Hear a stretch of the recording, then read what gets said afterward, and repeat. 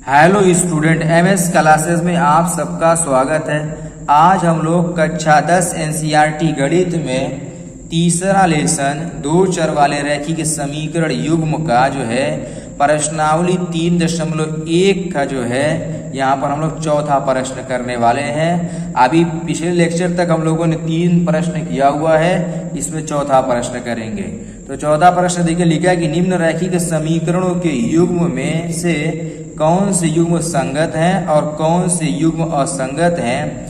यदि संगत है तो ग्राफीय विधि से हल कीजिए।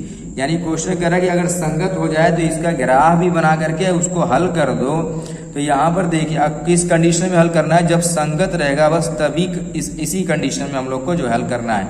इसमें 4 प्रश्न दिए हुए हैं, तो मैंने यहाँ पर केवल 2 प्रश्न लिखा हुआ है, इसलिए कि 2 प्रश्न हम लोग नेक्स्ट लेक्चर में करेंगे। यहाँ पर देखिए, पहला प्रश्न हमारा यहाँ पर x + y = 5 और इसी का जो युग्म है वो ये है कि 2x + 2y = 10। और यहाँ पर लिखा है x - y = 8, 3x - 3y = 16। तो आइए एक एक क्वेश्चन को जो है हम लोग बारी बारी से हल करते हैं। तो यहाँ पर हमारा पहले प्रश्न को यहाँ पर लिख देंगे कि x + y = 5। ये हमारा बन गया समीकरण नंबर 1। और इसी के नीचे हम लोग लिखेंगे 2x + 2y = 10 और ये हमारा हो जाएगा समीकरण नंबर 2। सबसे पहले जो है हम लोग इसमें से असंगत, अगर संगत असंगत बताना है तो हम लोग को a1 a2 ये सब निकालना पड़ेगा। तो हम पहले यहाँ क्या लिख देंगे a1। तो a1 का मान देखिए, समीकरण नंबर 1 से a1 होता है, 1 हो जाएगा केवल, क्योंकि x का गुणांक ही को a1 बोलते हैं। और यहाँ पर हमारा जो b1 है, b1 का मान भी 1 हो जाएगा।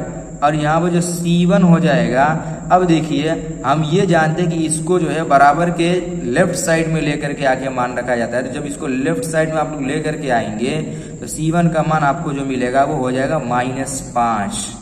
इसी तरीके से यहाँ से a2 का जो मान मिल रहा है वो कितना हो जाएगा 2। और यहाँ से जो b2 का मान मिल जाएगा वो कितना होगा, ये भी 2। इसी तरीके से जब c2 का मान निकालोगे तो जब इसको पक्षांतर करके इस साइड लेकर के आओगे, ये हो जाएगा हमारा -10। इस तरीके से जो हम लोग को मिलेगा। तो संगत और असंगत बताना है तो सबसे पहले हमको मालूम होना चाहिए कि फॉर्मूला संगत असंगत का क्या होता है। तो देखिए, फॉर्मूला मैंने जो है पिछले लेक्चर में इसको लिखवाया हुआ था। तो यहाँ देखिए, संगत के लिए और असंगत के लिए क्या कंडीशन है कि a1/a2 ≠ b1/b2 अगर हो जाता है तो ये संगत हो जाएगा। और अगर तीनों बराबर हो जाए तब भी संगत हो जाएगा। और ये हमारा तीसरा वाला ≠ यानी सी वाला ≠ हो जाएगा, तब असंगत। तो इसी कंडीशन पर जो हम लोग क्वेश्चन को हल करेंगे। तो अब यहाँ पर हम लोग निकालते हैं a1/a2। देखिए क्या होता है, a1 के बटा में a2। a1 का मान कितना है 1 और a2 का मान 2 है। तो उसके बाद b1 के बटा में b2 निकाला जाता है। तो b1 के बटा में b2, इसका मान भी 1 और इसका मान 2 हो गया। जब ये दोनों बराबर हो जाता है तब हम लोग क्या करते हैं कि c का मान निकालते हैं। तो यहाँ पर c वाले का मान निकालेंगे c1 के बटा में c2। तो c1 के बटा में c2 का मान हमारा -5 के बटा में -10 बन रहा है। माइनस से माइनस कट जाएगा, 5 एकम 5, 5 दूनी 10 हो जाएगा। कितना आ जाएगा हमारा 1 बटा में ये 2 हो जाएगा। ये 1 बटा में 2 हो गया। अब इसके बाद जब हम देख रहे हैं कि तीनों बराबर आ गया तो यहाँ पर हम लोग लिखेंगे कि a1 के बटा में a2 बराबर हो रहा है हमारा b1 के बटा में b2 और ये बराबर है c1 के बटा में c2। तो यहाँ क्या लिख देंगे कि हमारा संगत जो है हमारा समीकरण युग्म क्या है, संगत है। ये हमारा कैसा हो गया, संगत है। और अगर संगत है तो क्वेश्चन कह रहा है कि इसका ग्राफीय विधि से हल कीजिए, यानी ग्राफ बनाइए। तो आइए हम लोग ग्राफ बनाने की प्रक्रिया के लिए सबसे पहले समीकरण नंबर 1 और समीकरण नंबर 2 से बारी बारी सारणी बना लेंगे, उसके बाद ही हम लोग ग्राफ बना सकते हैं। पहला समीकरण x + y = 5। यहाँ पर देखिए, यहाँ पर लिखेंगे कि समीकरण 1 से, तो समीकरण 1 से हमारा जो x बराबर हमारा मिलेगा ये हो जाएगा 5 - y हमारा मिल जाएगा।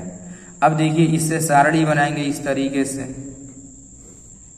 ऐसे इस प्रकार से हम लोग करके सारणी बनाएंगे। यहाँ पर x और ये y। तो y का मान जो हमारी दाहिनी तरफ होगा उसका मान अपने मर्जी से रखते हैं। तो y का मान हम यहाँ पर रख देंगे, कुछ भी रख लो। चलो y का मान मैं ले रहा हूँ 1 ले रहा हूँ। y का मान जब 1 लिया तो x का मान कितना मिलेगा, यानी 1 यहाँ पर रखेंगे तो 5 में से 1 घटाएंगे कितना आएगा 4।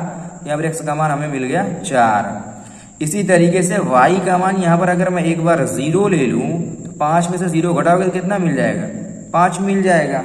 ये बिंदु मिल गया हमारा, यानी इससे जो बिंदु मिला वो हो गया 4 1, और यहाँ पर जो बिंदु मिला 5 और 0।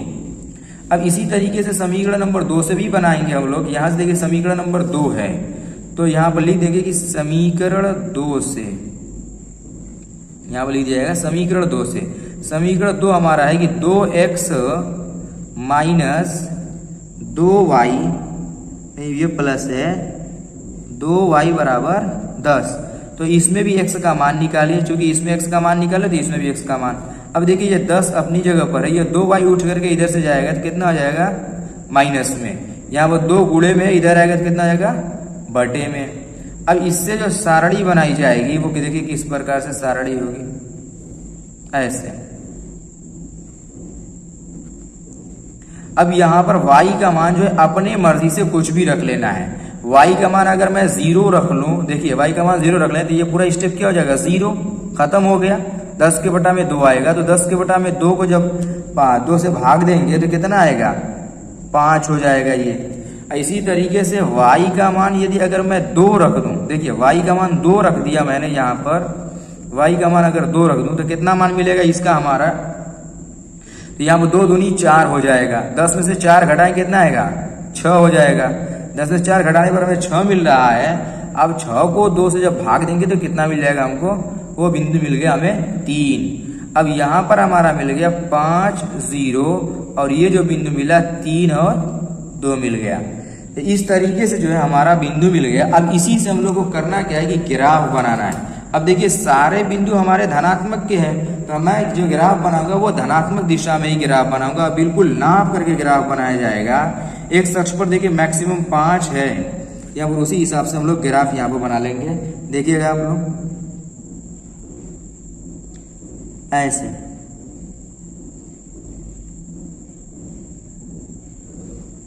और यहाँ पर नाप देंगे 1 2 3 4 5 6, और यहाँ पर हम लोग फिर इसको इस साइड में भी ऐसे बना लेंगे,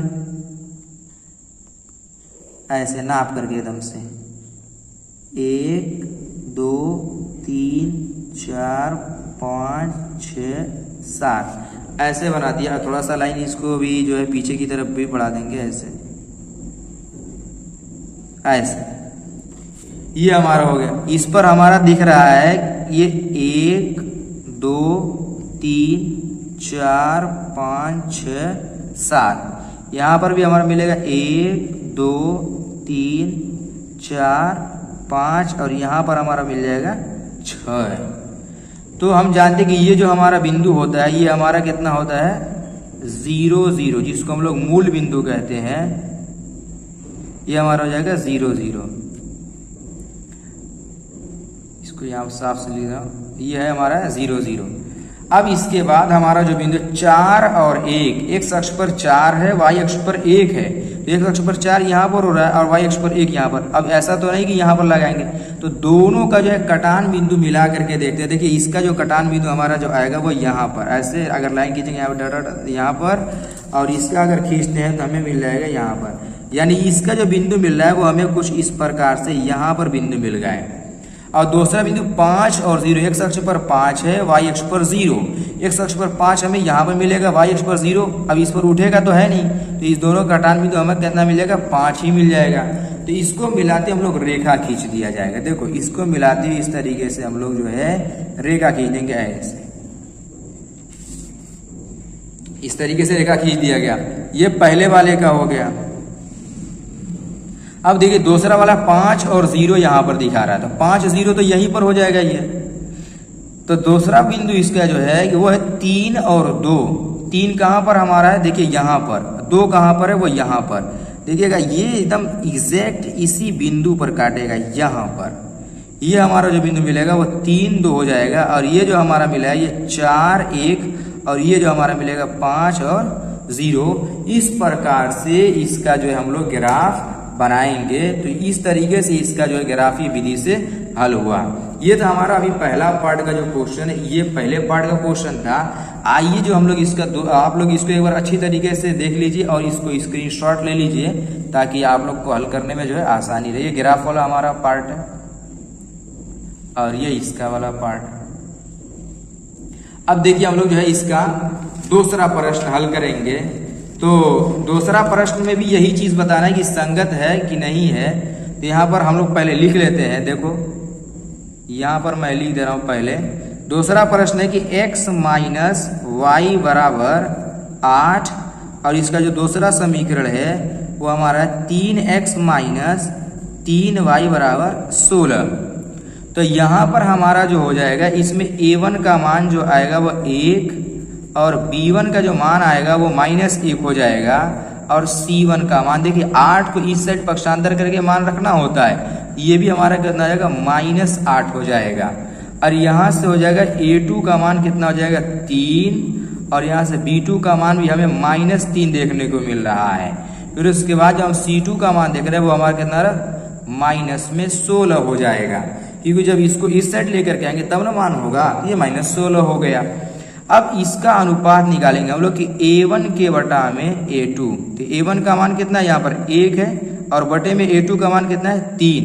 ये हो गया हमारा 1 बटा में 3। इसी तरीके से b1 के बटा में b2 हो जाएगा। इसका मान कितना है -1, और इसका मान कितना है -3। तो ये माइनस से माइनस हमारा क्या हो जाएगा, कट जाएगा। इसका मान कितना मिलेगा 1 बटा में 3। हम ये देख रहे हैं कि ये दोनों बराबर हो गया। यदि अगर जब दोनों बराबर हो जाता है तब जो हम लोग क्या करते हैं, c का भी मान निकालते हैं। तो यहाँ पर लिखेंगे c1 के बटा में c2 बराबर -8 के बटा में -16। माइनस से माइनस कैंसिल आउट हो जाएगा। यहाँ पर 8 से 8 कट जाएगा, 8 कम 8, 8 दूनी 16।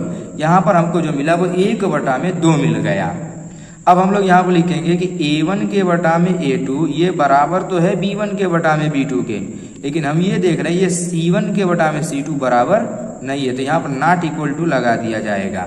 जब ये बराबर नहीं है तो ये जो समीकरण निकाय का जो संगत दिया हुआ है, जो हमारा ये जो दो समीकरण दिया हुआ है युग्म में, ये क्या हो जाएगा, असंगत हो जाएगा। यहाँ पर लिख देंगे कि असंगत है, असंगत है। इस तरीके से इसका दूसरा पार्ट बस इतना ही पर हम लोग दूसरे पार्ट को बस इसी पर छोड़ देंगे, क्योंकि इसमें संगत अगर होता तो ग्राफ बनाते। यहाँ पर संगत है ही नहीं, असंगत हो गया, इसीलिए इसका जो है ग्राफ नहीं बनाएंगे। तो आप लोग बढ़िया तरीके से क्वेश्चन को लिख लीजिए। और ये इंपॉर्टेंट क्वेश्चन भी, बहुत अच्छा प्रश्न भी, ये दोनों इस चौथे का जितना क्वेश्चन बहुत अच्छा प्रश्न है, इसको पेपर के में आने की बहुत संभावना रहती है। तो उम्मीद करते हैं कि आप लोग को सारे प्रश्न समझ में आए होंगे। तो आप लोग जो है वीडियो को लाइक करें और चैनल को सब्सक्राइब करें, ताकि आप लोग को समय पर सारा क्वेश्चन मिल जाए।